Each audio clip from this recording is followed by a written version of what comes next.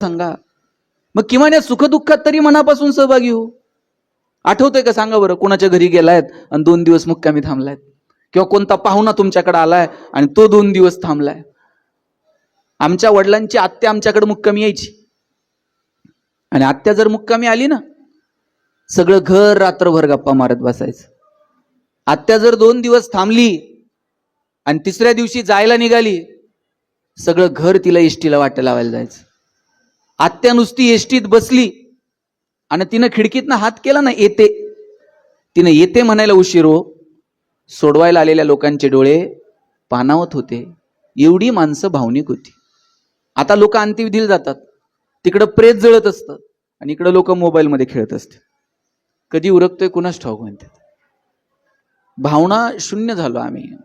नात्यांमध्ये सुखदुःखात सहभागी होण्यामध्ये सुद्धा निव्वळ औपचारिकता उरली.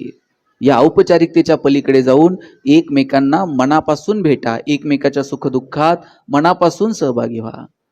कोण बिझी नाही? ते सगळेच बिझी झालेत. परवा तर एक जण मला म्हटला, मी इतका बिझी आहे, मला श्वास घ्यायला वेळ नाही. म्हटलं सोडून दे, श्वास घ्यायला वेळ नाही, आपण जगतो कशासाठी? वेळ द्या. जोपर्यंत स्पर्श येत ना, तोपर्यंतच नाती आहेत. आज बघा, मावशी आणि भाची भेटला एकमेकीला, काय प्रेम होतो. काका पुतणे, काय प्रेम होतं. आता ही नातीच उरली नाहीत. आपल्याकडे म्हण होती, आई मरो आणि मावशी उरो. तेवढं मावशीचं प्रेम असायचं. पोरं बापाकडे हट्ट करत नव्हती साहेब, तेवढं चुलत्याकडे करायची. बापाला म्हणायला जरा घाबरायची, मग चुलत्याकडे हट्ट करायचा, नाना जरा ते घेऊन देता का, काका जरा बाजारात नाही आणता का. आणि चुलत्यानं सुद्धा स्वतःच्या पोराकडे नाही बघायचं, आधी पुतण्याकडे बघायचं. इतकं प्रेम होतो. आता ही शेवटची पिढी आहे ज्यांच्याकडे मावशी आणि काका शिल्लक आहे. आता एकच मुलगा आणि एकच मुलगी, त्यांना मावशी आहे का? त्यांना काका आहे का? एक मुलगा एक मुलगी, काळाची गरज आहे, पण आता मावशी नाही आणि काका नाही. जी नाती मोजकी शिल्लक आहेत ती तर जपू. आजी आजोबा गेले की परत नाहीत. आजीचा सुरकुटलेला हात वेगळी ऊर्जा देऊन जातो. आजोबांनी बोटाल धरून चालायला शिकवणं वेगळी मजा असते. आजीनं जवळ घ्यायचं, जात्यावरच्या ओव्या सांगायच्या, मजा वेगळी आहे. आजोबांनी जवळ घ्यायचं, कधीतरी कीर्तनाला घेऊन जायचं, खांद्यावर घेऊन एखाद्या मंदिरात घेऊन जायचं, काय मजा होती या नात्यांमध्ये. आता आजी आजोबा तुम्हाला रेंटवर मिळणार नाहीत, कोणत्या मॉलमध्ये मिळणार नाहीत. आजीनंच गोधडी करायची असते, आजीनंच ते स्वेटर पहिलं विणायचं असतं. आजीची सगळी दुनियादारी, सगळा संसार आता उरकलेला आहे. आजीची शेवटची मैत्रीण जर कोण असेल ना, तर तिची नात असते. आणि नातीला अजून जग बघायचंय, नातीची पहिली मैत्रीण जर कोण असते तर तिची आजी असते. आजोबांचा शेवटचा मित्र त्यांचा नातू आहे, आणि नातवाचा पहिला मित्र त्याचे आजोबा आहेत. काय मजा आहे नात्यांमध्ये. मी स्वतःला फार भाग्यवान समजतो. 10-12 वर्ष मला माझ्या आजोबांचा सहवास लाभला. इथे केडगावला राहायचो आम्ही. आमचं घर तर असं होतं भाऊसाहेब, अशी छोटीशी खोली होती. आजोबा असे क्वार्टर झोपलेले असायचे, मी खाली तिथे गोंगडी टाकून झोपलेला असायचं. आणि आम्ही रात्र 2 जण गप्पा मारायचो. तेव्हाचे ज्ञानोबा असं म्हणतात, तुकोबा असं म्हणतात, जे काही 2 गोष्टी कळाल्या त्या आजोबांमुळे कळाल्या. त्या वाटेवर चालण्याचं बळ निर्माण झालं त्या आजोबांमुळे निर्माण झालं. हा सहवास आपण आपल्या लेकरांना मिळायला नको का? ज्यांच्याकडे आजी आजोबा आहेत त्यांनी ते गावाकडे ठेवू नका. परिस्थिती असेल, गावाकडे राहावं लागत असेल तर कधीतरी नातवांना घेऊन जा, कधीतरी त्यांना इकडे बोलवा. पण नातवांचा आणि आजी आजोबांचा सहवास काहीतरी काळासाठी येईल याची काळजी मात्र घ्या. ही माणसं अशी भुरकन उडून जातात, नंतर औषधाला सुद्धा सापडणार नाहीत. बघा, अख्ख्या सभागृहात एकच माणूस शिल्लक आहे टोपीवाला, 2 आहेत, आणि 9वारीतल्या 2-3 राहिल्यात, संपल्या. आता ही माणसं तुम्हाला परत सापडणार नाहीत. ज्यांच्याकडे ही पिढी आहे त्यांना जपा, बोला त्यांच्यासोबत. या लोकांकडे पैसे नव्हते हो, पण ही माणसं जबाबदाऱ्या पेलवायला तरबेज होती. एक जण कोणतर नोकरीला लागायचा, 2 भाऊ गावाकडे शेती करायचे. शेती करणाऱ्यानं खळं झालं ना, पहिलं पोतं नोकरदाराला नेऊन टाकायचं, आणि नोकरी करणाऱ्यानं भावाला जमीन घेऊन दे, त्याला पाईपलाईन करून दे, त्याला विहीर खांदून दे, त्याच्या पोरांचं शिक्षण बघ, त्याच्या पोरींची लग्न कार्य बघ. प्रेम होतं एकमेकांमध्ये. जबाबदाऱ्या पेलवायला माणसं तरबेज होती. यांनी पैसे लय साठवले नाहीत, पण समाधानानं सुखी आयुष्य माणसं जगत राहिली. आता साठवण्याची एवढी स्पर्धा सुरू झाली आहे. या साठवण्याच्या स्पर्धेमध्ये नाती कुठं हरून गेली आमचं आम्हालाच कळलं नाही. मी असं म्हणत नाही तुम्ही कमवा आणि सगळ्यांना वाटून टाका, अजिबात असं करू नका. पण योग्य ठिकाणी थाप मारा, योग्य ठिकाणी आधार द्या. अडचणीत कुणी असेल तर धावून जा. प्रत्येक वेळेस खिशात हात घालावा लागतो असं नाही, कधीतरी पाठीवर थाप मारा, हे सुद्धा खूप असतं. पण त्याला जर आमच्याकडे वेळ नसेल तर मग आम्ही माणूस उरलेलो नाहीयेत, हे मात्र आपण स्वतःला सांगायला हवं. कसं जगायचं हे आपलं आपण ठरवावं. आयुष्यात कोणत्या गोष्टींना प्रायोरिटी द्यायची हे आपलं आपण ठरवावं. मी या मताचा नाही की पैसे कमवू नका. निसर्ग, समाज आणि त्यानंतर तितकाच महत्वाचा मुद्दा जर कोणता असेल तर तो म्हणजे अर्थकारण. मजबूत पैसे कमवा. कुणी जर तुम्हाला सांगत असेल 1 रुपयावर जात नाही आणि पैशाला कोंबडी खात नाही आणि पैशावाल्याला कुठं सुख आहे का आणि त्याला कुठं झोप आहे का, हे असलं सांगून तरुण पोरांना अकार्यक्षम बनवण्याचा धंदा कुणीही करू नये. तरुण पोरांना सांगा, जेवढे पैसे कमवता येतील तेवढे कमवा. फक्त तुकोबरायांचे एक विधान आयुष्यभर लक्षात ठेवा, जोडून या धन उत्तम व्यवहार आहे. आमचा व्यवहार उत्तम असला पाहिजे. आजच्या घडीला जर मला कुणी विचारलं चांगला माणूस कोणता, या जातीतला, त्या धर्मातला, या गावातला, त्या पक्षातला, मी म्हणेल ज्याचा व्यवहार चांगला तो माणूस चांगला. आपला व्यवहार चांगला ठेवता येईल का, चांगल्या व्यवहारातून चांगले पैसे कमवता येतील का, आणि कमवलेले पैसे योग्य ठिकाणी खर्च करण्याची दानत पण ठेवा. काहींना कमवायचं कळतं पण देण्याची वेळ आली ना मग मात्र त्यांना करमत नाही. मोबाईलवर त्यांना क्रेडिटेडचा मेसेज आला का असला आनंद होतो, पण डेबिटेडचा मेसेज पडला का ते अस्वस्थ होऊन जाते. अहो, निसर्गाचा नियम आहे, घेतलेला श्वास सुद्धा सोडावा लागतो. श्वास फक्त घेऊन बघा बरं, सोडायचाच नाही. जमतंय का? सोडल्याशिवाय तर नवीन श्वास घेताही येणार नाही. जे कमवलंय ते सगळं ठेवून जायचंय. इथं 2च पर्याय उपलब्ध आहेत, आहे ते ठेवून जा, नाहीतर आहे ते तुकोबरायांसारखं वाटून जा. घेऊन जायची सुविधा अजून तरी उपलब्ध नाही. म्हणून जसं कमवतो ना तसं योग्य ठिकाणी देण्याची दानत पण तुमच्या हातात असली पाहिजे. विंदा करंदीकरांची कविता आहे, देणाऱ्यानं देत जावं, घेणाऱ्यानं घेत जावं, आणि घेता घेता एक दिवस देणाऱ्याचे हात घ्यावेत. हिरव्या पिवळ्या डोंगरांकडून हिरवी पिवळी शाल घ्यावी, सह्याद्रीच्या कड्याकडून छातीसाठी ढाल घ्यावी, वेड्या पिशा ढगांकडून वेडे पिसे आकार घ्यावेत, मातीमधल्या प्रश्नासाठी पृथ्वीकडून हुंकार घ्यावेत, उसळलेल्या दर्याकडून पिसळलेली आयाळ घ्यावी, आणि शांत वाहणाऱ्या भीमेकडून तुकोबाची माळ घ्यावी. देणाऱ्यानं देत जावं, घेणाऱ्यानं घेत जावं, आणि घेता घेता एक दिवस देणाऱ्याचे हात घ्यावे.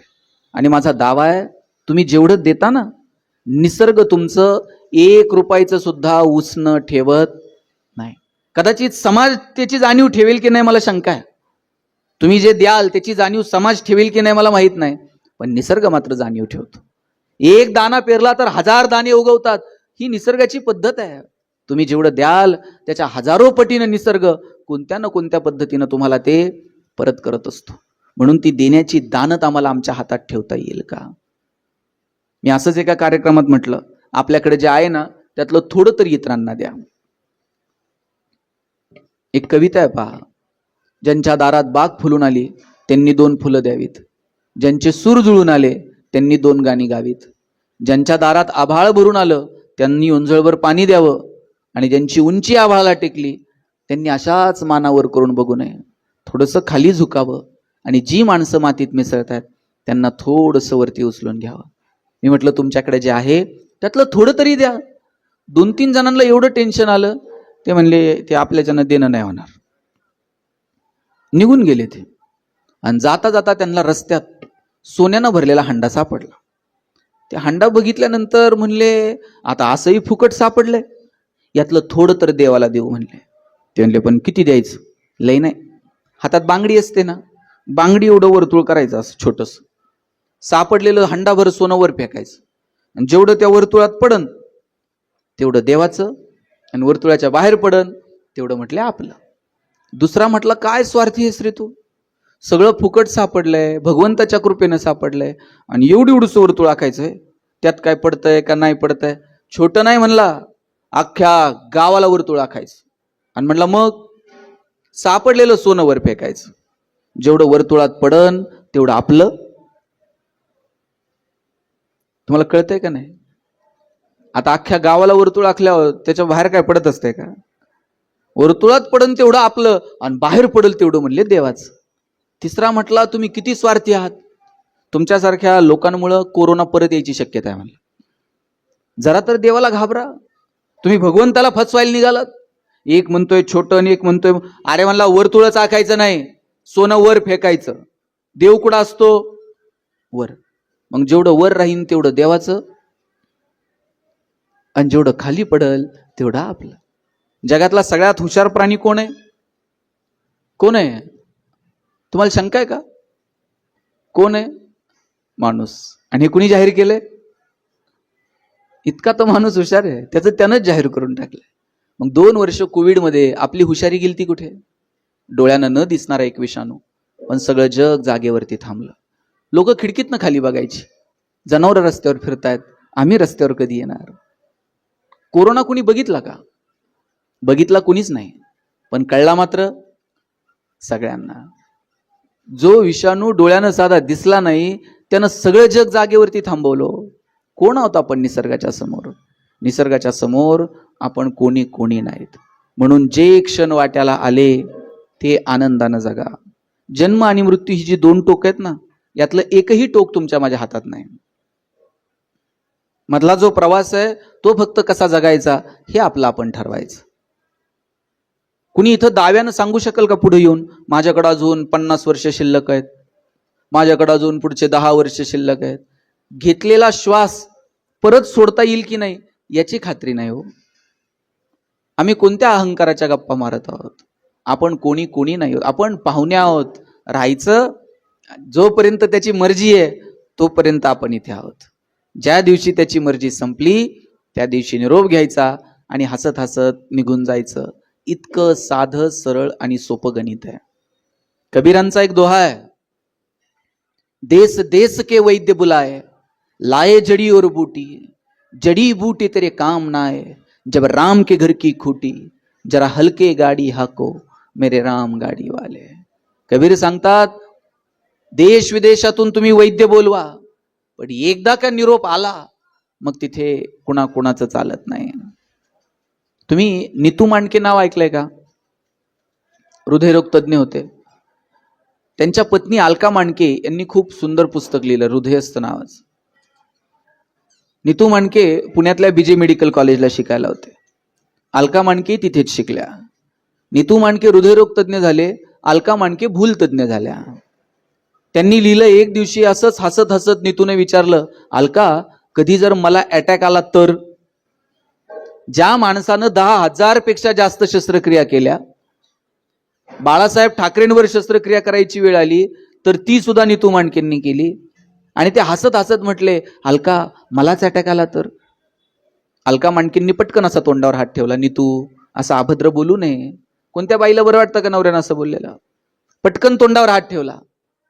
नीतू मांडके म्हटले, असं कुठं पुस्तकात लिहिलंय का डॉक्टरला अटॅक येत नाही? येऊ शकतो. आला तर काय करायचं सांग? म्हणजे तूच सांग काय करायचं. मग अँजिओप्लास्टी जर करावी लागली तर अमुक अमुक स्टेन वापर.